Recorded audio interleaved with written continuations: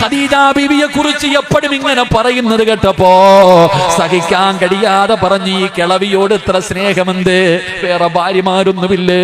റസൂലുള്ള കൊച്ചുകുട്ടികൾ കരയുന്നത് പോലെ കരയുകയാ. എന്തിനാ തന്റെ ഭാര്യയെ കിളവി എന്ന് വിളിച്ചത്? റസൂലുള്ളാഹി തങ്ങൾക്ക് സഹിച്ചില്ല. ഇതാടോ കുടുംബജീവിതം, ഇതിനാടോ കുടുംബജീവിതം എന്ന് പറയുന്നത്?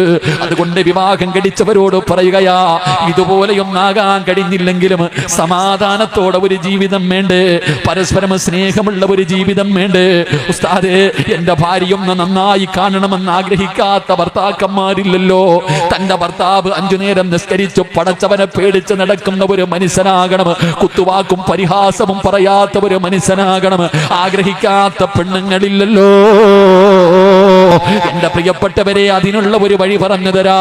നിങ്ങൾ ആരെങ്കിലും ഒരു നന്മ ചെയ്താ അല്ലാഹു നിങ്ങൾക്ക് സന്തോഷവും സമാധാനവുമുള്ള ഒരു ജീവിതം അല്ലാഹു ദുനിയാവിലും ആഖിറത്തിലും തരുമെന്ന് അല്ലാഹുവിന്റെ വിശുദ്ധ ഖുർആൻ.